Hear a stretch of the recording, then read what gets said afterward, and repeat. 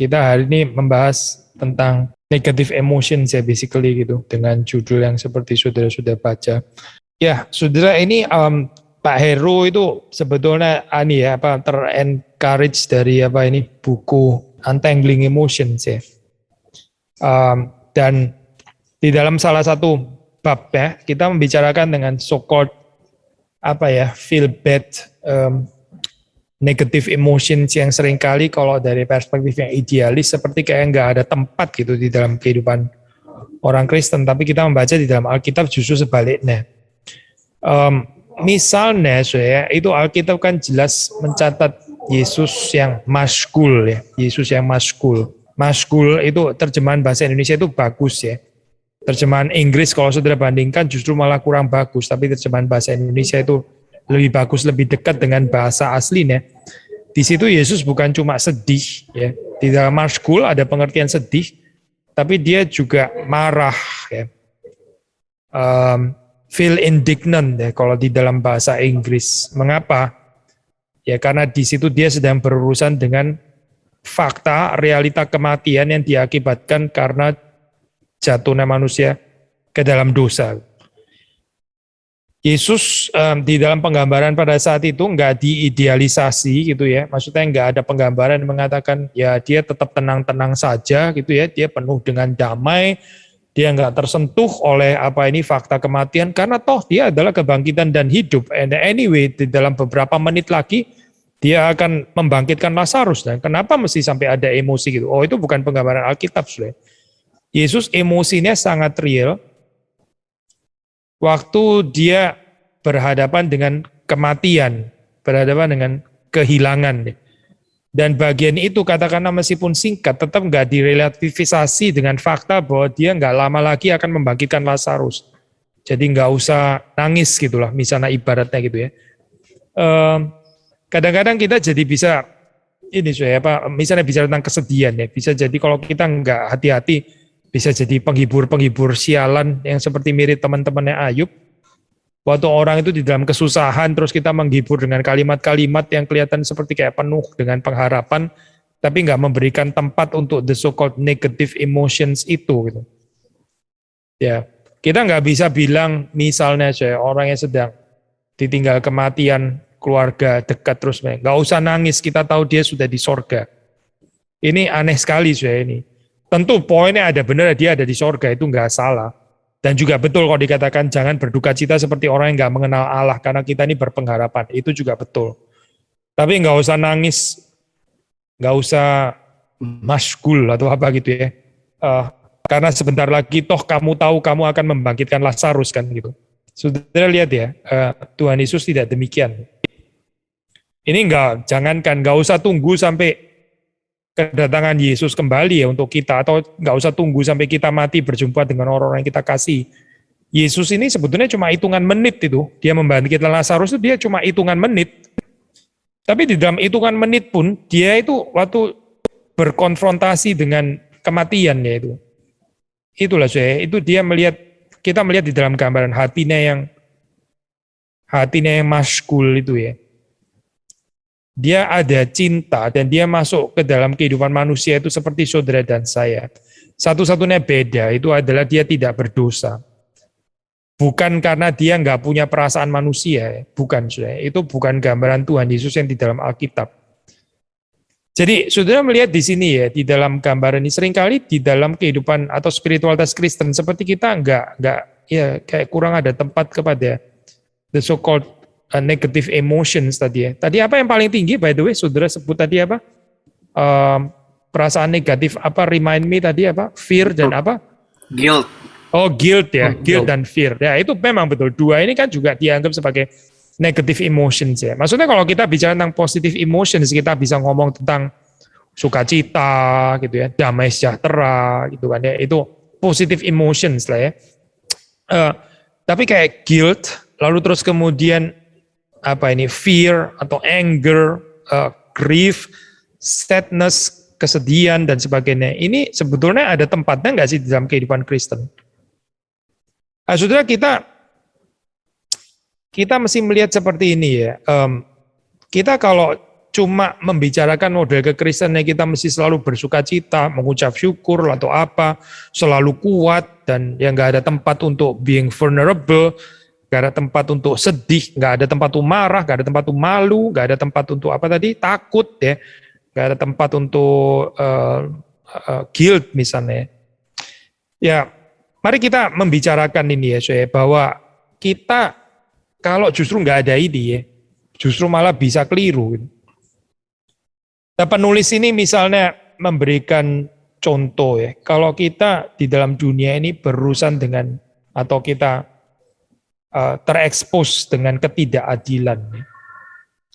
Justru kalau kita nggak marah, kalau kita merasa tetap damai sejahtera, kita ini orang bermasalah actually gitu.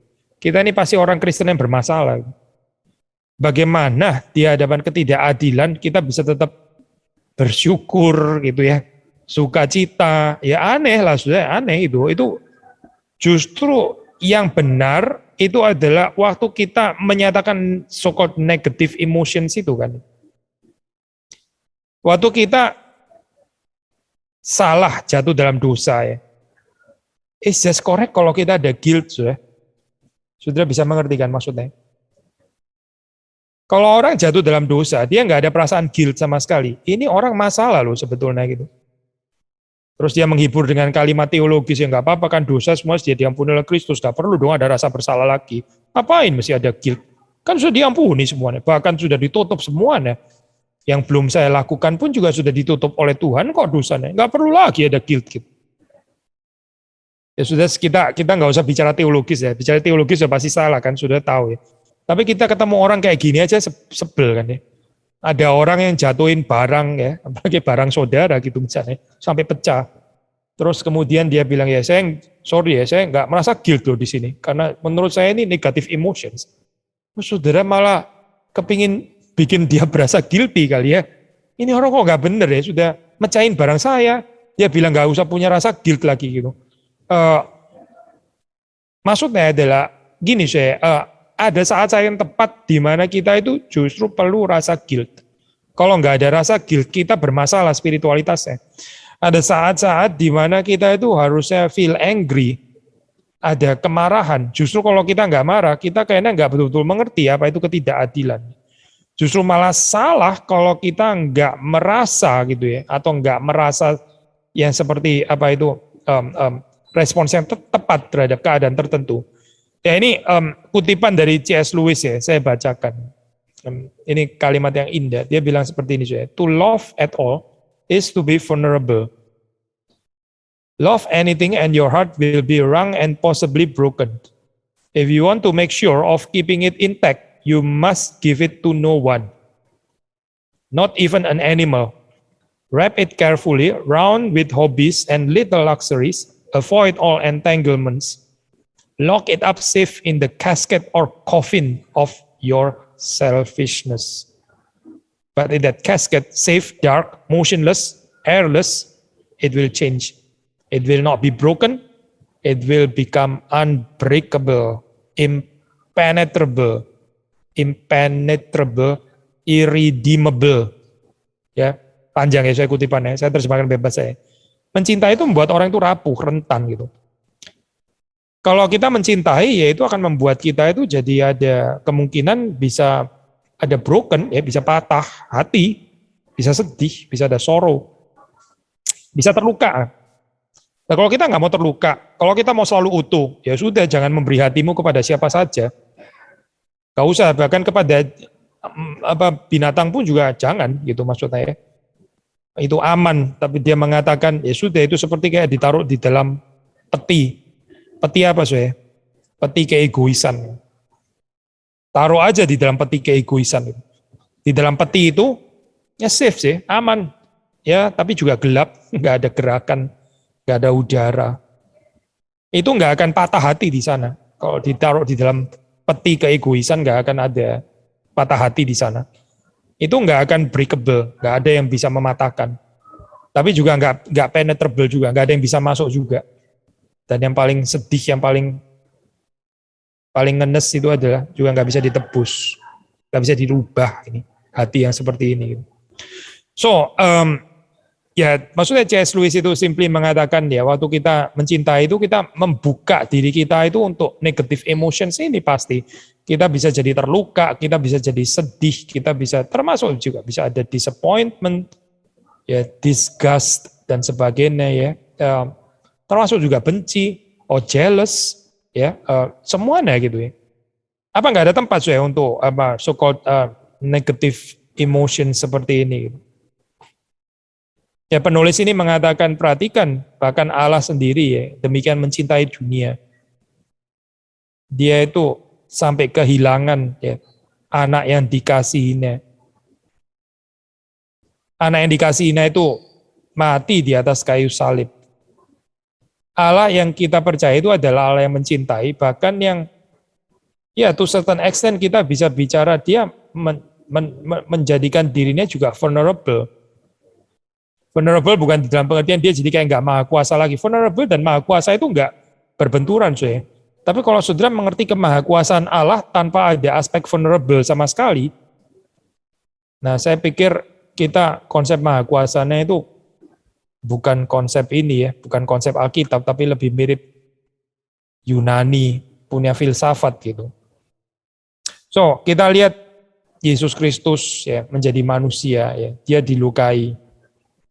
Bahkan sampai mati di atas kayu salib. Vulnerability itu jelas sekali digambarkan di dalam kehidupan Yesus Kristus ya. Maha kuasa yang perkasa itu. Yang maha kasih. Jadi saya, waktu kita bicara di dalam kehidupan ini ya, kita bisa ada terluka, kita bisa ada benci, ada sorrow, duka cita, grief, dan sebagainya. Ya, ini adalah semuanya memang hal yang nggak menyenangkan ya. Kita bukan mau mengidealisasikan ini, bukan. Ini tetap remain negative emotions ya, betul, negative emotions. Tapi kita mesti sadar ya, karena memang kita ini ya berada di dalam dunia yang fallen sehingga nggak mungkin nggak ada negative emotions. Bahkan Yesus pun ya adalah Allah sejati. Dia juga waktu dealing dengan fallen world, fallen human beings ini, ya dia ada negative emotions ini, grief, mashgul itu tadi ya, dia bisa marah. Marah itu nggak pernah jadi atributnya Allah loh, saya nggak ada itu. Kekudusan itu atributnya Allah ya. Tapi bukan berarti meskipun marah itu atau murka itu bukan atribut Allah. So, yang atribut Allah itu justru dikatakan Allah itu slow to anger, ya itu atribut Allah. Allah itu slow to anger. Allah itu bukan an angry God ya, bukan. Tapi meskipun marah itu bukan atributnya Allah ya, atributnya Allah itu adalah slow to anger, kasih ya, kasih itu atributnya Allah. Nggak pernah dikatakan God is hatred, itu nggak pernah ada, soalnya. Allah adalah kebencian, itu nggak pernah ada di dalam Alkitab. Tapi bukan berarti dia nggak bisa membenci dosa, loh. Bukan berarti dia nggak bisa disgusted, loh. Bukan berarti dia nggak bisa murka, loh. Despite itu negatif itu ya, emotions itu bukan atribut Allah, betul memang bukan. Tetapi bukan berarti terus dia nggak bisa benci, nggak bisa jealous, nggak bisa murka gitu ya. Kenapa saya? Ya karena ini sedang berurusan dengan dunia yang sudah jatuh. Maka saya kita ini perlu ya untuk mengerti apa sih yang baik, atau kalau mau pakai istilah lebih paradoks, apa sih yang positif dengan negatif emotions ini ya. Apa yang positif dengan emosi negatif ini ya? Apa yang baik dengan negatif emosi? Negatif emosi nggak selalu harus negatif atau nggak harus selalu buruk. Justru sekali lagi ya, kita yang hidup di dalam dunia berdosa yang sudah jatuh ini, kita justru malah aneh kalau nggak ada reaksi negatif emosi sama sekali. Kita bicara satu saja lah, sukacita gitu misalnya. Kalau kita melihat teman yang kita kasih, sahabat yang kita kasih, dia sedang berduka, lalu kita sukacita gitu. Alangkah, ya bukan cuma nggak proper lagi ya, kita bukan bilang nggak tepat. Tapi kalau kita sebagai sahabat, kita bisa bersuka cita, sementara sahabat kita yang lain itu berduka cita. Tapi kita tetap tertawa-tertawa. I think kita bukan orang baik-baik ya, ini orang jahat namanya, sudah pasti bukan sahabat. Saudara bisa melihat di sini eh, negatif emosi itu sekali lagi ya, bisa merupakan respons yang tepat gitu dalam saat-saat tertentu. Kita kalau melihat violence, kita kalau melihat kekerasan, ya kita harus merasa ini ya Pak, marah, jijik, sebel.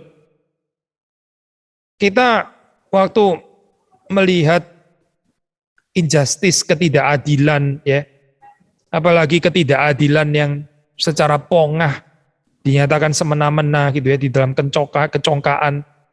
Ya kalau kita mencintai orang-orang yang menderita karena ketidakadilan, kita harusnya marah. Bukan marah kepada orang yang menderita itu tentunya.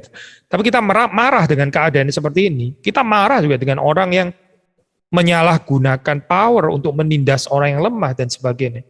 Justru kalau kita nggak marah, malah aneh. So ini ada spiritualitas yang ngawur di dalam kehidupan kita. Waktu kita nggak merasa berduka, ya, ketika kehilangan orang sahabat kita atau anggota keluarga kita, tapi kita nggak berduka, itu bukan ekspresi pengharapan, bukan. Itu perhaps menyatakan bahwa orang ini nggak mencintai sebetulnya. Makanya dia juga nggak keluar air mata waktu ditinggal mati sama anggota keluarganya, alias mungkin orang egois gitu. Kalau dia mencintai, nggak mungkin dia nggak masyghul hatinya gitu. Yesus saja masyghul. Padahal sekali lagi ya, urusan Lazarus mati, itu kan cuma beberapa menit saja. Habis itu kan mau dibangkitin oleh Yesus. Tapi itu pun, di dalam saat itu pun ya, Yesus masyghul hatinya.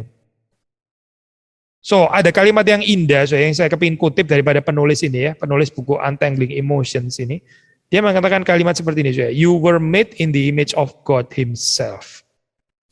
That means you were made to see the world as He sees it, to respond as He responds, to hate what He hates, and to be bothered by what brings Him displeasure. Saya terjemahin bebas ya. Kita ini kan diciptakan menurut gambar rupa Allah, ya. Artinya apa sih? Artinya ya Tuhan mau kita melihat dunia sebagaimana Dia, sebagaimana Tuhan melihat dunia. Dia mau kita itu respon terhadap dunia ini sebagaimana Tuhan juga berespon. Dia mau membenci, dia mau kita membenci apa yang Tuhan benci juga.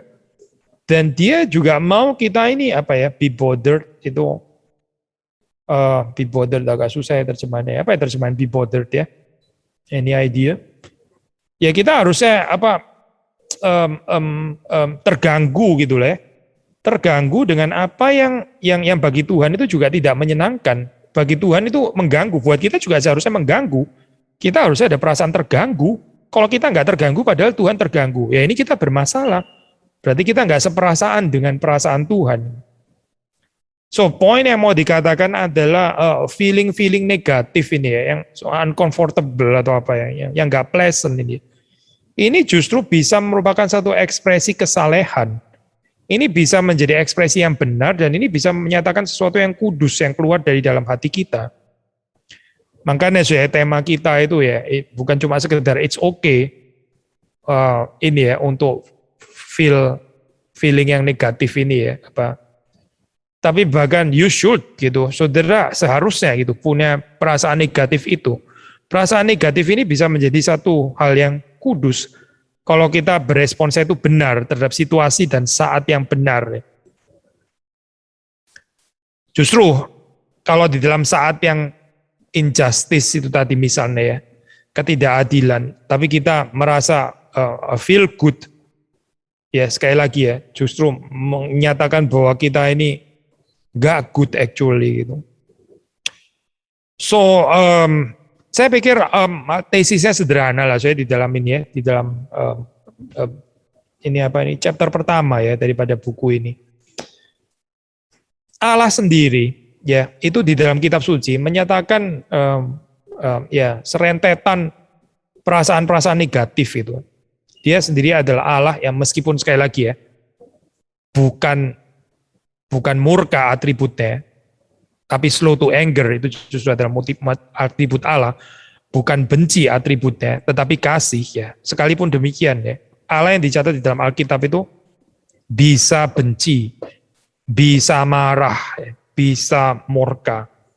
Allah kita ya. dia bisa jealous ya. Justru kalau cinta itu adalah cinta yang sejati, di dalamnya harus ada jealousy, nggak bisa ada keluasan hati yang keliru gitu. Nggak apa-apa, nggak apa-apa. Saya ini hatinya luas, kamu menyembah berhala pun juga nggak apa-apa. Kok saya nggak tersinggung gitu ya. Atau kalau untuk orang yang menikah, nggak apa-apa, hati saya ini luas, kamu mau tidur sama laki-laki lain atau perempuan lain nggak apa-apa juga. Kenapa? Karena saya ini luas hati. Ya ngawur lah, saya ngawur gitu.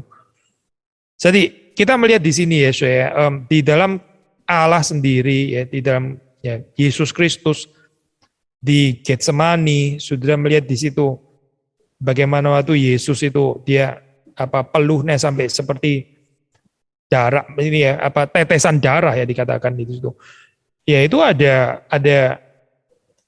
berbagai macam emosi negatif di situ ya, sorrow ya, seperti mau mati rasanya, ketersendirian ya, ada dread ya, anguish, agony of the soul ya, itu semua campur jadi satu ya di Getsemani gitu. Menyatakan bahwa dia itu truly humans, dia itu truly manusia sejati ya. Dan saudara perhatikan, Tuhan juga memakai emosi-emosi negatif ini untuk pengudusan emosi kita. Bukan cuma emosi-emosi positif. Sekali lagi ya, bukan cuma emosi positif seperti joyful, terus kemudian damai sejahtera, peaceful gitu misalnya. Bukan hanya emosi-emosi positif itu, tapi juga emosi negatif ini dipakai Tuhan untuk menguduskan kita, untuk membentuk kita semakin menyerupai Kristus ya. Karena dunia kita ini adalah dunia yang rusak, dunia yang damage ya, ada disorder. Maka wajar ya, waktu orang punya perasaan seperti perasaan Kristus, itu dia juga ada disgust, ada muak ya, dia ada dia annoyed, dia bisa marah dan sebagainya. It's just correct kan? Ya memang dunia ada dunia yang menjengkelkan gitu. So, poinnya adalah waktu kita di dalam kehidupan ini ya, saudara kadang-kadang di dalam terapi atau seperti kayak diajak berpikir positif, bukan cuma berpikir positif, tapi juga beremosi positif. Karena itu bukan ajaran Kristen, saya bukan gitu. Tentu, to be fair, kita harus bisa membedakan juga ya antara grief misalnya, grief atau duka cita. Ada duka cita yang karena kita mencintai, maka ada duka cita waktu itu hilang, atau duka cita selfish, duka cita kekanak-kanakan, ya tentulah ada gitu. Saya bukan mengatakan semua negative emotion ini semuanya jadi positif, bukan. Marah, ya tentu ada marah yang karnal, ada marah kedagingan, tentu saja gitu. Ada kemarahan yang ngawur, kemarahan yang dari bukan kemarahan suci, tapi kemarahan di dalam keberdosaan kita. Ya tentu ada gitu. Ini bukan sedang mau membenarkan pokoknya semua marah jadi oke. Tentu ada guilty feeling yang keliru. Betul, perasaan guilt yang sebetulnya Tuhan sudah mengampuni, tapi kita tetap nggak mau mengampuni diri. Akhirnya guilty terus ya. Ya ini nggak memuliakan Tuhan. Tentu ada guilt yang keliru. Tentu ada fear yang keliru. Tapi poin yang kita mau katakan adalah so-called negative emotions itu nggak melulu selalu harus negatif. Negative emotions itu kalau merespon sesuatu yang memang nggak berkenan di hadapan Tuhan, itu can be sesuatu yang termasuk experience yang deeply Christian. Ini bisa menjadi satu pengalaman Kristen yang justru baik gitu. Kalau kita bisa merasakan seperti Tuhan juga merasakan. Jadi kita memang betul kita harus bisa differentiate ya, harus bisa membedakan. Kapan kita guilt-nya benar, kapan kita guilt-nya nggak benar, kapan kita fear-nya benar, kapan kita fear nggak benar, kapan kita marah benar, kapan kita marahnya itu kedagingan, harus bisa membedakan. Memang gitu ya di dalam hal ini gitu. Dan selama kita pasti berada di dalam dunia yang jatuh ini, maksudnya dunia yang rusak ini ya, kita akan selalu masih perlu negatif emotion ini, termasuk di dalam pengertian ini ya, Pak. Tentu di dalam pengertian terutama yang secara kudus ya. Tapi ini bukan selama-lamanya. Suatu saat eskatologis ya, kalau kita berjumpa dengan Tuhan ya, Alkitab jelas mengatakan, nggak ada lagi air mata, nggak ada. Di sorga nggak ada lagi ya, tempat tuh grief itu nggak ada. Holy grief juga ya nggak relevan juga di sana. Dikatakan di sana air mata semua dihapus. Tapi selama kita berada di dalam dunia, ya kita masih berurusan dengan emosi-emosi negatif ini. Bahkan juga sekali lagi harus ya. Tapi ini bukan selama-lamanya, suatu saat waktu kita berjumpa dengan Kristus, ini semua akan dihentikan. Ini semua sudah nggak relevan lagi. Karena kita akan berada di langit dan bumi yang baru nanti. Di mana kita nggak perlu lagi marah-marah, di mana kita nggak perlu lagi ada disgust, muak, ya. Di mana kita lagi nggak perlu lagi untuk murka, nggak perlu lagi untuk sedih, ya, seperti mau mati rasanya, nggak perlu, nggak relevan lagi.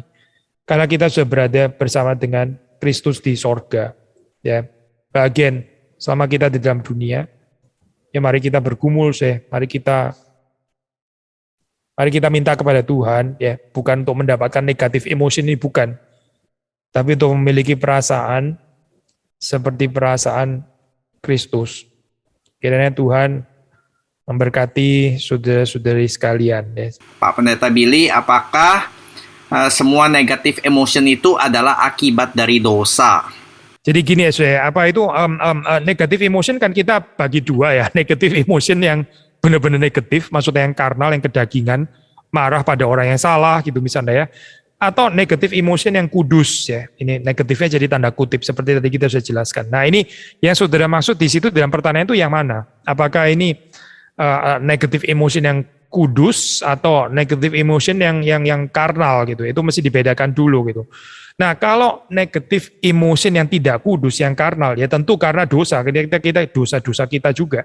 Kita marah secara membabi buta gitu misalnya ya. Marah yang nggak proporsional. Ya itu karena akibat dosa kita. Kita nggak kudus, maka kita marahnya juga nggak kudus. Nah, tapi kalau negatif emotion yang kudus misalnya ya, marah terhadap ketidakadilan, misalnya begitu ya. Apakah itu akibat dosa? Ya, akibat dosa dalam artian ini, mungkin istilahnya lebih cocok, ini respons terhadap kejatuhan, respons terhadap dosa yang ada di dalam dunia. Jadi bukan karena saudara yang berdosa, tapi saudara sedang merespons dosa yang ada di dalam dunia, gitu kan ya. Maksudnya waktu terjadi ketidakadilan, penindasan daripada orang-orang yang lemah, selalu yang dikorbankan selalu orang-orang kecil gitu. Selalu kita menjadi marah karena itu ya. Ya kita marah juga terhadap dosa, betul, nggak salah gitu. Ada kaitannya dengan dosa, tapi dosa kan bukan dosanya kita gitu kan ya. Tapi dosa yang ada di dalam dunia itu yang menyebabkan kita marah. Ya, hopefully jelas ya. Untuk clear lebih lanjut ya, tadi Pak Billy kan bilang di langit dan bumi baru nanti tidak ada air mata, tidak ada anger, tidak ada grief. Berarti kan di awal penciptaan sebelum Adam dan Hawa jatuh ke dalam dosa itu juga tidak ada ya? Iya, sebelum jatuh dalam dosa kita nggak relevan bicara ini ya. Tuhan juga nggak ada murka, nggak ada memang di situ gitu. Meskipun itu tentu state yang masih state yang masih perlu disempurnakan, itu clear lah ya. Itu bukan paradise, itu bukan gitu, tapi state yang tetap ada eskatologinya, betul gitu. Jadi kita bisa berkata negative emotion adalah hanya di dalam realm yang sudah fallen, bukan atau depression, tapi walaupun ini di dalam realm yang yang fallen, ini pun juga bisa positif, bisa negatif. Betul, ya, betul. Pertanyaan yang kedua, tadi kan sudah dikatakan negatif emotion itu ada tempatnya ya, seperti anger, seperti grief, karena kita lihat Tuhan juga memiliki anger gitu, berespons secara angry terhadap dosa. Nah, bagaimana dengan beberapa yang kita lihat itu sepertinya tidak ada di dalam Tuhan Yesus, misalnya negative emotion seperti depresi atau apatis, apakah ada tempat di dalam Christian life? Ya gini, saya masih ingat ya beberapa waktu lalu ya, kita itu ada membahas tentang ini kan ya, di khotbah KU1 kayaknya, tentang kekhawatiran gitu. Terus kemudian sepertinya kayak ada satu tendensi untuk meridim kekhawatiran gitu, kayak ada holy kekhawatiran gitu. Saudara, saya pikir kita mesti jelas ya, ada negatif emosi tertentu yang nggak bisa ditebus gitu. Ya misalnya itu ya, tadi Pak Heru bilang depresi dan sebagainya gitu, atau self pity gitu misalnya ya, atau apa ya, nggak mungkin kita bisa menebus itu ya. Ada holy self pity, nggak ada, holy self pity nggak pernah ada gitu. Holy anger bisa ada, holy grief ada, Tapi holy selfishness, nggak mungkin ada, nggak ada itu. Selfishness nggak pernah ada tempatnya gitu. Itu negatif yang akan selalu negatif, yang nggak ada redemptionnya gitu. So kekhawatiran misalnya ya, gini, ini kita kadang-kadang oke, saya nggak mau berdebat soal masalah vocabulary ya. Tapi kadang-kadang kita pakai istilah khawatir itu secara nggak tepat juga gitu. Alkitab itu menggambarkan kekhawatiran itu benar-benar negatif. Jadi kita jangan melunakkan gambaran negatifnya Alkitab tentang kekhawatiran terus dengan menciptakan ada semacam kayak apa ya, kekhawatiran yang benar atau apa ya. Oke lah, kita bisa pakai istilah kadang-kadang agak bebas ya. Saya khawatir jemaat gak bertumbuh. Oke lah, itu pakai istilah khawatir. Sebetulnya istilah yang lebih cocok sih bukan khawatir sih itu gitu. Khawatir gak pernah benar lah. Soalnya secara istilah kalau dipakai Alkitab itu sebetulnya selalu negatif gitu. Gak ada holy worry itu gak ada soalnya. Holy anxiety itu nggak pernah ada, secara istilah itu nggak ada gitu. So poinnya adalah akan selalu ada negative emotions yang nggak pernah bisa ditebus gitu. Dan kita mesti jelas ya bagian ini juga gitu, sehingga ya jangan ngelantur sampai semuanya jadi ada positifnya gitu. Ada yang nggak bisa gitu, memang. Nah sekarang kita coba masuk ke beberapa pertanyaan tentang respon ya. Pak Billy, kita juga bisa berespon, kita sebagai yang menghadapi maupun juga kita yang berespon kepada orang yang bereaksi negatif. Nah, saya mulai dengan mungkin dari sisi kita yang mengalami begitu. Nah, bagaimana cara marah yang benar? Apakah cara mengungkapkan deliver kemarahan dengan benar, misalnya emosi sudah meluap, banting pintu, berkata kasar, pecahin barang, bahkan sampai harus kutukin orang, mestinya harus dihindarkan. Nah, kalau saya coba tambahkan ya, sebagai parents itu ada satu teori parenting, kalau anak marah-marah itu jangan langsung ditahan, tapi biarkan dia keluarkan dulu. Nanti tunggu dia sudah selesai luapannya, baru parents masuk begitu. Nah, bagaimana tanggapan Pak Billy? Ya gini ya, saya waktu kita marah ya, kita mesti bisa membedakan kita ini marahnya karena kita yang tertusuk, terluka, atau ini mencoret-coret muka kita, atau gitulah maksudnya yang ke arah sana, atau kita benar-benar marah itu demi kebaikannya orang yang kita katakan marah kepadanya gitu. Saya marah kepada anak gitu misalnya, marah kepada anak bisa karena saya yang terganggu, anak ini bikin saya naik pitam gitu misalnya. Atau saya sebetulnya dari sisi saya bisa tahan deh, saya bisa tahan, ini bukan tentang saya, bukan urusan saya offended atau apa, tapi anak ini kita mesti marah gitu, demi kebaikannya gitu. Nah itu marah yang lebih bersih ya di dalam ini, karena nggak ada sangkut paut dengan kita gitu, betul-betul untuk membangun dia gitu. Maksudnya dari sisi kita sebetulnya kita sih oke-oke aja, nggak marah juga nggak apa-apa gitu.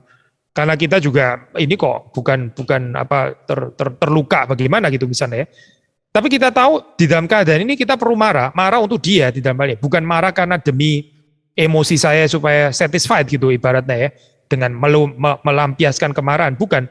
Tapi saya marah ini demi pertumbuhannya dia gitu. Nah kalau seperti itu saya, ya marah saja gitu. Justru perlu marah kali. Supaya dia belajar gitu. Tentunya di dalam ya, keadaannya memang layak untuk marah, bukan berarti sedikit-sedikit kita marah, bukan.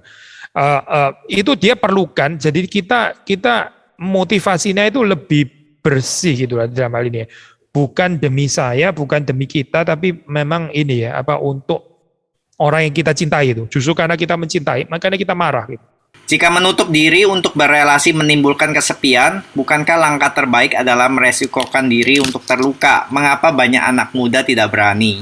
Saya setuju sekali, betul sekali, couldn't agree more. Benar. Saudara harus merisikokan diri untuk terbuka dan bersamaan dengan itu juga ada kemungkinan karena vulnerable bisa dilukai dan sebagainya gitu. Ya ini mengapa banyak anak muda tidak berani? Ya itu tadi ingatlah katanya C.S. Lewis tadi ya. Jangan memasukkan ke dalam coffin peti selfishness itu tadi ya. Memang nggak ada luka di sana, nggak ada apa. Tapi saudara juga tersendiri di sana dan kayaknya irredeemable gitu seperti dikatakan Lewis ya. So lebih baik kita beresiko dengan berelasi. Di dalam relasi bisa ada gesekan, ada bisa saling melukai. Tapi the good news kan kita ada cinta, kita kan ada pengampunan di dalam Kristus. Jadi itu mungkin itu. Tuhan juga mendewasakan kita juga melalui perasaan-perasaan dilukai dan melukai itu bukan berarti ini in itself benar ya, bukan. Tapi Tuhan juga pakai ini untuk mendewasakan kita ya. Saudara kalau ketemunya dengan orang-orang yang nggak pernah melukai saudara, I don't think saudara punya kesabaran yang teruji loh. I don't think kita punya cinta kasih yang teruji. Tapi kalau saudara ada teman yang bisa melukai saudara, tapi saudara bisa tetap mengasihi dia, nah itu baru kita bicara tentang ini orang mateng, ini orang yang mature. Karena dia bukan cuma bergaul dengan orang-orang yang menyenangkan dia, tapi dia juga bisa mencintai orang-orang yang bahkan melukai dia dan sebagainya. Itu bikin kita jadi lebih dewasa di dalam Kristus. Jadi ya betul sekali. Mungkin mereka berpikir itu easier option, padahal itu more deadly option ya, Pak Bin. Bagaimana cara yang sehat untuk menghadapi ortu yang suka guilt tripping? Kami punya accord untuk saling menegur dan saya tegur ortu jika itu terjadi apakah sudah benar. Ini mungkin since ini konteksnya juga pemuda ya, bukan hanya ortu yang suka guilt tripping, tapi juga pacar yang suka guilt tripping juga bisa ada ya. Ya saudara, guilt tripping itu sesuatu yang nggak tepat lah, saya itu kayak selalu ya nggak gimana ya, saya suruh orang yang guilty sendiri, suruh orang yang confess sendiri, suruh orang yang bertanggung jawab sendiri, semuanya cuci tangan dan sebagainya. Dia bentuk ketidakdewasaan. Saya setuju dengan saudara ya. Kalau saudara diperlakukan seperti ini, ada kemungkinan ya saudara tegur gitu. Saudara harus bicara bahwa ini nggak tepat gitu ya. Maksudnya orang yang suka melakukan guilt tripping, siapapun dia, orang itu harus bertumbuh gitu ya, bertumbuh menjadi dewasa. Karena orang yang suka melakukan guilt tripping itu kanak-kanak, maaf ya, saya nggak bicara orang tua saudara, siapapun lah ini. Gitu. Orang yang suka melakukan guilt tripping itu adalah orang-orang yang sendirinya itu nggak mau responsibel dan mungkin ada certain self righteousness juga, dan ya itu seperti kayak seolah-olah kalau mau mendidik orang berubah itu seperti harus selalu dengan menusuk atau bagaimana gitu ya, supaya lebih mujarab atau bagaimana. Intinya worldview-nya bermasalah lah pasti saya. Kita pernah ada ini kan, ada tanya jawab kalau saudara masih ingat ya, nyentuh aspek ini juga guilt tripping, ada yang tanya gitu. Tapi begini saya, ini kan hidup ini kan tentang kesaksian ya. Nah saudara sendiri bagaimana gitu? Saudara nggak suka kan dilakukan guilt tripping, tapi apakah saudara sendiri juga guilt tripping? Karena gini loh saya, kadang-kadang orang itu bisa berpikir sebelum saya dibully, saya bully duluan gitu. Loh, nggak ada kesaksian dong kayak begini. Nggak ada, ya gimana ya saya? Itu saudara masih menyaksikan bahwa saudara itu bahwa saudara muak dengan guilt tripping, yaitu dengan saudara nggak melakukan guilt tripping terhadap orang lain gitu. Ya ini jalan salib saudara, ini painful gitu. Karena mungkin untuk kita adalah cara yang lebih baik adalah yang dengan berdebat lah atau apa gitu ya. Tapi saya tetap percaya kesaksian itu ya, ini jalan salib itu melalui kesaksian. Kalau saudara nggak suka di guilt tripping, ini kan khotbah di bukit ya. Khotbah di bukit mengatakan kamu melakukan apa yang orang lain tuh kamu ingin melakukan kepadamu gitu. Tidak mengenai positif maksudnya. Saudara waktu melihat ini orang lain yang bersalah, sebetulnya katakanlah secara legitimate saudara bisa mempersalahkan ya. Tapi saudara justru bukan mempersalahkan. Saudara bukan saja tidak guilt tripping, tapi saudara cover kesalahannya orang lain. Wah itu luar biasa saudara, itu beautiful gitu. Yesus kan melakukan itu ya di atas kayu salib gitu. Bukan saja tidak guilt tripping, tapi mengambil guilt-nya manusia di dalam dirinya. Dosanya lah maksudnya dalam hal ini ya, kutukan dosa itu dia tanggung. Dia mengatakan, ya Bapak, ampunilah mereka. Mereka tidak tahu apa yang mereka perbuat. Gak bisa lebih kontras lagi daripada guilt tripping. Itu covering namanya. Lawan katanya guilt tripping itu bukan tidak guilt tripping, terlalu pasif kalau untuk perspektif Kristen. Lawan katanya guilt tripping itu adalah cover kesalahannya orang lain. Itu betul-betul baru lawan katanya. Ya kita minta kekuatan dari Tuhan ya, supaya kita bisa seperti Yesus Kristus. Berarti dapat dikatakan emosi negatif yang kita miliki harus selaras dengan Tuhan. Nah, saya mau coba langsung kaitkan dengan satu pertanyaan yang minggu lalu ya. Emosi yang negatif adalah hal yang tidak menyenangkan waktu kita mengalami.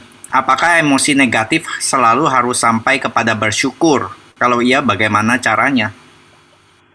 Enggak, kalau saudara melihat oke, saya jawab yang belakang dulu ya, mumpung lagi nih.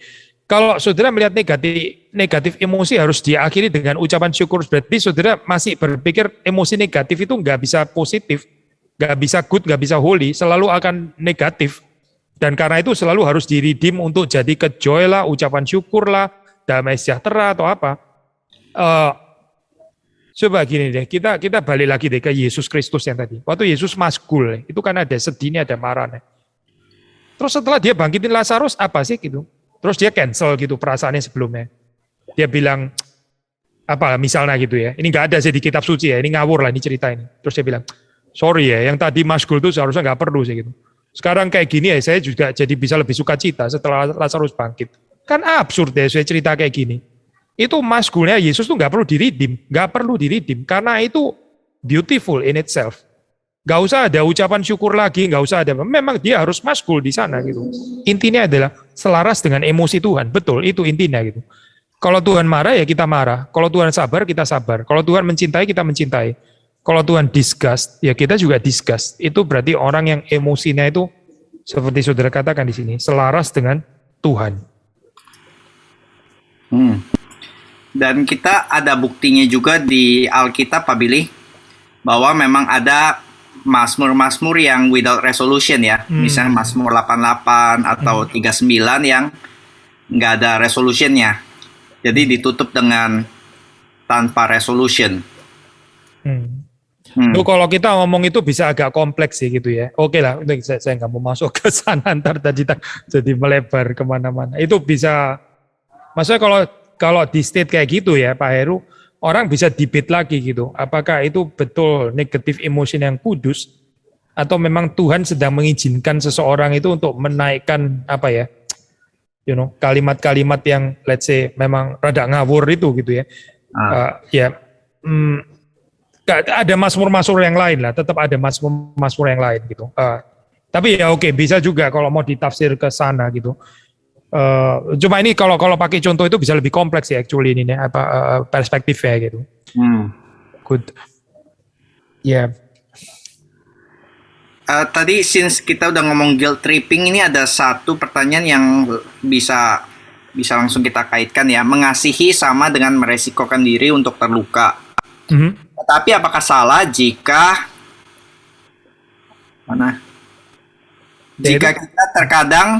jika terkadang kita merasa seakan-akan dimanfaatkan oleh orang lain?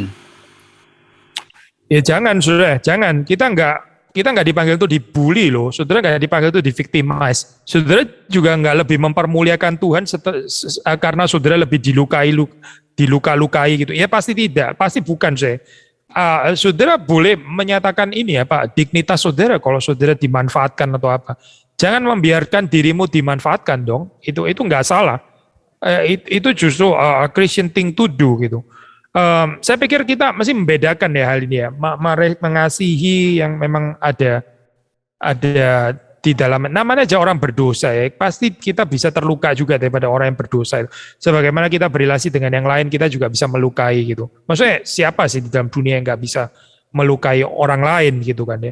Tapi masuk ke dalam relasi yang bisa melukai dan dilukai ini nggak sama dengan membiarkan diri jadi bulan-bulanan, dimanfaatkan, dibully, di-abuse. Ya tentu tidak lah, bukan ke sana maksudnya gitu. Tapi di dalam pengertian bagaimana saudara bisa tetap di dalam keadaan keberdosaan, brokenness, ketidaksempurnaan, tetap ada relasi cinta gitu loh. Ya. Hopefully nggak abstrak ya jawabannya ya. Pertanyaan berikutnya ini, bagaimana kalau perasaan not okay atau negatif saya tidak dimengerti oleh orang lain sehingga saya selalu merasa sendirian? Sekali lagi kita bedakan dulu ya, ini negatif perasaan yang kudus atau yang tidak kudus gitu. Kalau perasaan negatif yang tidak kudus ya, misalnya ya, self pity atau apa gitu ya, marah secara ini terus kita nggak dimengerti. Ya justru nggak boleh dimengerti Kalau kita dimengerti kan kita makin spoiled dong berarti. Misal saudara sudah marah ngawur, tapi saudara masih mau dimengerti lagi. Loh ini jadi bagaimana Ini saudara makin nggak bertumbuh dong kayak begini. Justru bersyukur kalau saudara emosi negatifnya keliru dan orang nggak mengerti. Berarti itu perlu koreksi, kita perlu introspeksi. Kita perlu ada pertobatan. Lebih baik nggak dimengerti daripada dimengerti. Iya kan? Gini deh, saya ambil contoh. Ini misal ya, saya nggak tahu ini ngomongnya ke pemuda agak kurang cocok sih ya. Misalnya saya punya anak, misal ini ya, dia ngamuk-ngamuk terus banting-banting barang, misalnya sampai pecah semua itu. Ini kan ngawur kan ya. Lalu saya mesti mengerti dia gitu. Sudah pasti saya nggak perlu mengerti dia. Dia yang harus lebih mengerti bahwa itu banting-banting barang itu nggak oke. Nah, nangkep ya saya. Negatif emosi yang karnal, saya itu nggak perlu dimengerti gitu. Kalau dimengerti kita bisa jatuh kepada kerusakan yang lebih dalam. Nah, tetapi kalau itu adalah negatif emosi yang kudus, misalnya saudara marah, Yesus juga pernah marah ya. Dia pernah menjungkir balikan itu ya, meja-meja penjual. Itu kan negatif emosi ya, tapi kudus kan ya. Lalu di situ dia nggak dimengerti. Ya nggak apa-apa, itu salib dong berarti gitu. Ya kalau saudara punya negatif emosi yang kudus, tapi terus kemudian orang lain nggak bisa mengerti saudara, ya itu salib yang kita mesti tanggung dong. Kita mesti tetap setia gitu. Intinya itu kita bisa tetap seperasaan dengan Tuhan, selaras dengan perasaan Tuhan. Ya itu bagian daripada perjalanan pengudusan kita gitu. Kalau orang membenci saudara, orang lain nggak mengerti, apalagi sampai membenci gitu ya. Ya sudah, itu resiko yang kita harus tanggung waktu kita mengikut Kristus kan. Apakah salah menjadi orang terlalu clingy emotionally terhadap sahabat? Merasa sahabat akan meninggalkan? Apa saya menunjukkan karakter Tuhan yang mencintai atau sebuah engagement issue? Ya saudara, ini pertanyaan bagus juga sih ya. Gini saudara, ya clingy, oke, clingy. Jealous ya ada tempatnya ya. Jealous tentu ada tempatnya gitu, di dalam covenantal relationship yang sehat gitu. Tapi kalau kita sampai obsesif, posesif, nggak memberikan space kepada pasangan kita gitu ya. Terus kita dependentnya itu, ini either laki atau perempuan lah terserah ya. Dependentnya itu demikian rupa sampai kita ini akhirnya seperti kayak nggak bisa sendirian. Terus mulai masuk kepada ekspektasi-ekspektasi yang unrealistic dan annoying. Wah ya ini masalah lah sudah, ini betul masalah kalau seperti ini gitu. Tapi kalau kebutuhan kebergantungannya sehat, ya can be beautiful. Maksudnya gini loh, saya justru di dalam, saya tafsir di dalam konteks pacaran lah misalnya gitu ya, atau even suami istri misalnya gitu ya. Suami istri yang sehat ya kalau sehat dia ada certain kebergantungan gitu. Kalimat ini ya, kalimat yang sering keluar di lagu romantis itu ya, bisa ada benernya ya, I cannot live without you, bisa ada benernya, bisa ada positif ya, kalau kita menempatkan di dalam konteks yang proporsional gitu ya, bukan pemberhalaan tentu maksudnya, tapi di dalam pengertian in a sense kita itu depend juga dengan pasangan kita, itu sesuatu yang beautiful. Nah kalau saudara mengertinya clingy di dalam pengertian ini ya, saya nggak tahu clingy ini saudara tafsirnya lebih ke negatif atau ke positif gitu. Tapi perasaan dibutuhkan dan membutuhkan kan can be beautiful kan. Coba seseorang masuk di dalam kehidupan persahabatan, apalagi pacaran suami istri, terus kemudian kita ngomongnya kalimat, lu ini actually redundant sih di dalam hidup saya. Maksudnya, lu boleh ada, boleh nggak ada. Lu nggak ada pun saya bisa kerja sendiri kok. Lah, kalau gitu yang ngapain nikah? Kalau gitu ngapain pacaran coba kayak gitu. Kan menyakitkan ya kalimat, bukan cuma menyakitkan, itu ngawur sih, itu pengertian ngawur terhadap covenantal relationship gitu.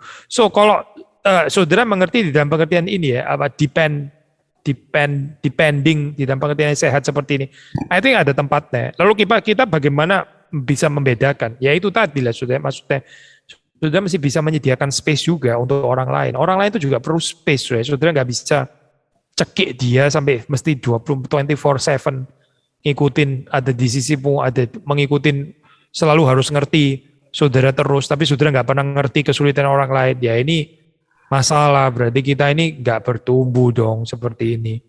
Ya, hopefully Tuhan kasih bijaksana ya, kita bisa membedakan gitu. Kalau Pak Yadi pernah kasih ilustrasi itu, teman itu kayak pasir ya. Kalau coba digenggam erat-erat, dia malah keluar dari sela-sela tangan. Apakah salah ketika kita marah atau kesal, tetapi malah reda sendirinya? Bahkan orang yang jadi penyebab kita marah, kesal nggak sampai tahu, karena merasa nggak yakin menjelaskannya, pun tidak memberi solusi lebih baik. Gini sudah, itu nggak oke lah, nggak terlalu penting, mungkin nggak terlalu relevan juga ya penyebabnya itu. tahu atau nggak tahu. Ya, tapi saudara sendiri itu kan konsentrasinya satu-satu lah ya. Saudara itu layak marah atau enggak gitu lah. Maksudnya saudara waktu marah itu kita marahnya kesalnya itu kesal ngikutin emosinya Tuhan atau tidak. Let's kita konsentrasi di situ aja lah ya. Whether orangnya tahu nggak tahu, tapi itu agak isu agak belakangan lah gitu. Yang lebih penting itu adalah apakah waktu saudara marah kesal itu saudara marah dan kesal bersama dengan Tuhan ya. Karena gini saudara, kalau saudara mau make sure bahwa dia mesti tahu ya bahwa saya marah. Nah ini biasanya model kayak gini ini rada kedagingan sih gitu. Dia tahu nggak tahu itu bukan urusan saya gitu. Itu urusan Tuhan, apakah Tuhan mau merubah dia atau tidak gitu ya. Dia mau belajar atau tidak, kita serahkan dalam tangan Tuhan. Tapi kalau saudara perlu marah dan Tuhan sedang marah, ya saudara marah saja gitu. Bersama dengan Tuhan maksudnya ya. I think kita lebih di sana lah ya. Ini kan bicara pinjam misalnya patong ya, pengudusan emosi yaitu kita merasa seperti perasaan Tuhan. Intinya di situ lah. Nggak usah ditambahi dengan matriks yang complicated sekali. Apakah kalau dia nggak tahu saya marah jadi agak sia-sia ya. Better saya marah sampai dia tahu bahwa saya sedang marah. Jangan sampai dia nggak tahu kalau saya sedang marah. Itu bisa bikin saya lebih marah lagi. Akhirnya kalau saya masih marah lagi karena dia nggak tahu kalau saya marah. Waduh rumit sekali kayak gini ya. Jadi rumit sekali akhirnya gitu. Lebih baik ya marah bersama Tuhan atau tidak. Itu aja gitu. Ini nih. Oke. Pak Billy, ini nggak ada di slide itu, tapi saya rasa menarik. Di dalam salah satu podcast yang saya dengar, ada kalimat mengatakan, di dalam proses mengampuni seseorang yang menyakiti kita, kita dapat mematikan orang tersebut di dalam hidup kita, atau menganggap orang tersebut sudah mati, agar semua dapat dimulai dengan clean slate. Apakah hal ini benar? Ya itu namanya cancel culture kan ini kan. Ini kan definisi cancel culture kan kayak gini nih. Ya sudah pasti tidak benar gitu. Orangnya jelas masih hidup kok. Gini loh saya, kita membedakan untuk sementara mungkin saudara belum bisa berjumpa dulu gitu ya. Oke lah, karena saudara masih perlu waktu untuk mengumpulkan kekuatan, maksudnya anugerah dari Tuhan. Saudara mau belajar apa? Oh itu saya pikir Tuhan juga bisa mengerti. Tapi kalau saudara seperti kayak tekan tombol delete gitu misalnya, orang ini saya tutup memori saya dengan orang ini saya anggap dia enggak. Itu kan cancel culture ya sebenarnya. Gak ada dukungan sama sekali loh di dalam Alkitab seperti itu kan. Justru Tuhan mungkin mau kita bertumbuh juga melalui kesulitan-kesulitan seperti itu. Ya gini aja, supaya kita open ya. Siapa tahu Tuhan buka lagi kesempatan kita bisa berjumpa. Tapi kalau memang Tuhan nggak menghendaki kita berjumpa, ya sudah, ya nggak harus memaksakan berjumpa juga kan. Tapi paling nggak di dalam hati itu saudara belajar untuk mengampuni. Ya, ntar lihat aja di depan gimana, apakah Tuhan masih memperjumpakan saudara dengan orang itu atau mungkin juga tidak, santai aja gitu. Tapi jangan ada kebencian, jangan ada grudges ini ya, kepahitan sebagainya, nggak menolong loh kayak gitu. Bagaimana berdiskusi dengan ortu yang seringkali memancarkan emosi negatif dengan hormat. Di satu sisi sebagai anak kita selalu dianggap anak kecil di mata ortu. Asian culture ya. Iya, ini ada pergumulan sama Asian culture memang gitu ya. Memang apalagi kalau di dalam keadaan seperti ini terus kita kayak talkback dianggap kurang ajar. Memang rumit sih ini saudara. Tapi gini lah ya, ini anggaplah ini sebagai latihan saudara untuk menjadi lebih lemah lembut ya. Tapi sisi yang lain, saudara nggak dipanggil juga untuk dibully ya. Saudara juga bisa menyatakan sikap. Kalau ada sesuatu yang salah, saudara bisa mengatakan itu sesuatu yang salah. Sekali lagi ya, bukan demi saudara, tapi demi pertobatan orang tua itu juga. Saya ngomong kalimat ini bukan untuk mengencourage saudara kurang ajar pada orang tua ya, bukan gitu. Tapi saudara bisa bicara gitu bahwa ya enggak, ini saya assume saudara enggak baper loh ya, saya assume saudara penggambarannya itu tepat waktu saudara mengatakan orang tua seringkali memancarkan emosi negatif. Ini saya assume betul-betul memang seperti ini gitu ya. Hopefully saudara nggak salah tangkep loh itu ya saya anggaplah nggak salah tangkep. Kalau betul orang tua memang seringkali memancarkan emosi negatif, pertama saudara perlu kesabaran, kelemah lembutan. Kedua juga perlu mengingatkan bahwa terus memancarkan emosi negatif, saya assume yang karnal ya di sini ya, yaitu merusak gitu. Kita perlu beritahu bahwa itu merusak. Oke, ini yang agak jenaka sedikit dulu, Pak Billy. Bagaimana menghadapi teman yang tidak punya EQ? Contohnya main ke rumah terlalu lama tidak pulang-pulang. Masa kita suruh dia pulang dengan alasan karena saya capek mau istirahat. Kenapa nggak boleh ngomong kalimat kayak gitu? Saudara tahu itu George Whitefield ya, itu George Whitefield itu seorang yang saleh ya, sangat diberkati Tuhan, kehidupan doa dan keintimannya dengan Tuhan dan sebagainya. Dia itu tidurnya pagi, tidur pagi tapi bangun pagi juga ya. Bangunnya itu 4.30 gitu. Dia tidurnya kalau nggak salah sekitar 8.30. Jadi dia kalau ada tamu, tamu di rumahnya, terus sudah mendekati jam 8.30, dia akan bilang kalimat gentleman, ya, orang baik-baik, orang baik-baik harus pulang ke rumahnya jam segini. Ngomong saja nggak apa-apa, sudah. Pakai stylenya George Whitefield. Saudara bilang, ini ya, kamu sudah, maaf ya, saya ada pekerjaan yang lain gitu ya.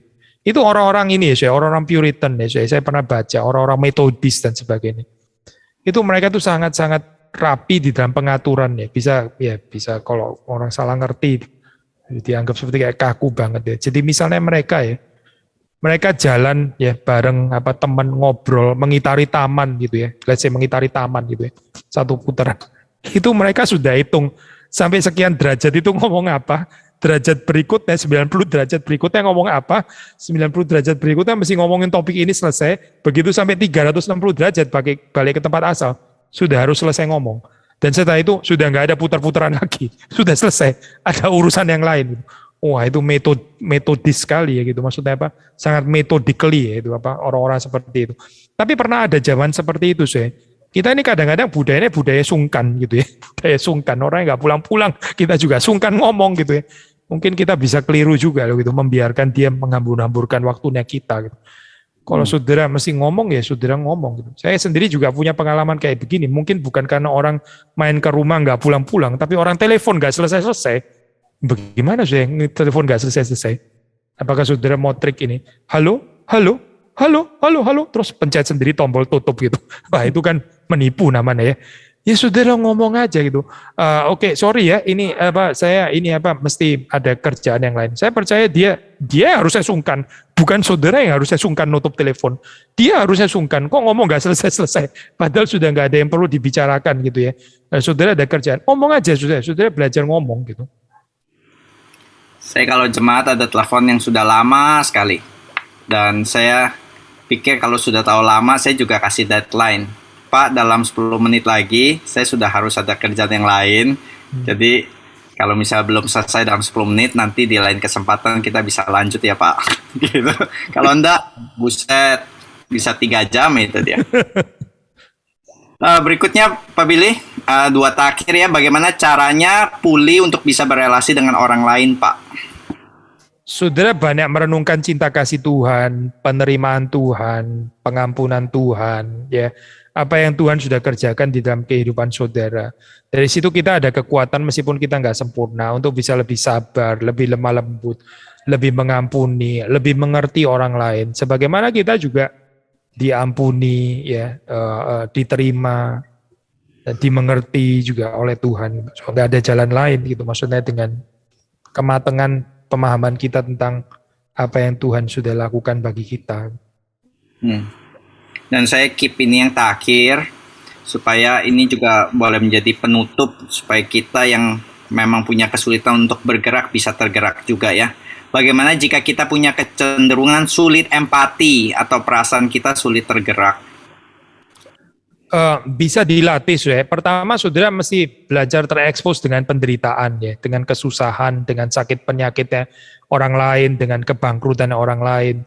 Lalu dari situ kita belajar gitu. Mungkin untuk pertama kita awkward ya, agak kikuk atau apapun istilahnya. Nggak apa-apa ya, kita mulai dengan itu juga nggak apa-apa. Tapi saudara tahu, saudara, ini kan pertanyaan yang baik. Saudara sendiri tanya seperti ini berarti saudara merasa memang saudara kurang kan di dalam hal ini ya. Itu sudah langkah yang baik, punya kesadaran bahwa kita ini kurang ya. Ya kita mulai dari situ gitu. Kita mulai dari kecanggungan atau itu tadi ya, feeling awkward atau apa. Tapi saudara bisa belajar dari situ. Empati perasaan satu hal saya, tapi juga dengan apa yang kita lakukan kan. Ada orang nangis misalnya, mungkin kita nggak bisa langsung ikut nangis bersama dengan dia. Mungkin kita lihat dia, kita jadi agak bingung. Tapi setelah itu sudah bisa tanya saja gitu, apa yang saya bisa lakukan gitu dalam saat seperti ini. Ya nanti dari situ kita belajar lah, apa mendampingi orang di dalam kesusahannya itu gimana. Buat saya sih empati, perasaan itu satu hal ya, tapi juga kelakuan itu satu hal yang lain kan. Saudara baca di dalam cerita itu ya, orang Samaria yang baik hati, itu dia bukan cuma empati loh, dia bawa yang dirampok itu ya ke rumah sakit kan gitu. So ini juga penting saya, bukan cuma menangis bersama mungkin nggak akan menyembuhkan penyakitnya dia kali ya, tapi digendong, dinaik ke keledai, terus dibawa ke rumah sakit dan sebagainya. Itu juga empati yang sangat perlu ya gitu. Maksudnya dengan tindakan nyata gitu. Poin saya adalah begini saya, kalau sudah termasuk adalah orang yang katakanlah secara emosional itu nggak bisa sampai terlalu apa ya ibaratnya ya, bukan tipe orang emosional yang bisa seperti kayak IQ tinggi lah atau apa gitu ya. Mungkin saudara bukan termasuk orang seperti itu. Nggak apa-apa juga, saudara tetap bisa mencintai kok. Saudara tetap bisa mengasihi orang lain dengan perbuatan ya, melalui perbuatan. Ya, hopefully ini menjadi apa pengalaman yang kita terus di improve ya oleh Tuhan sendiri. Bapak dalam surga, kami bersyukur untuk pemaparan dan juga berita firman Tuhan bagi kami semua ya Tuhan. Kami berdoa biarlah melalui kami bergumul di dalam emosi ya Tuhan, kami juga semakin dikuduskan emosi kami, semakin serupa dengan Kristus, dan kami boleh mencerminkan karakter-karakter Kristiani. Terima kasih ya Bapak untuk apa yang sudah kami dengar. Di dalam nama Tuhan Yesus kami berdoa dan bersyukur. Amin.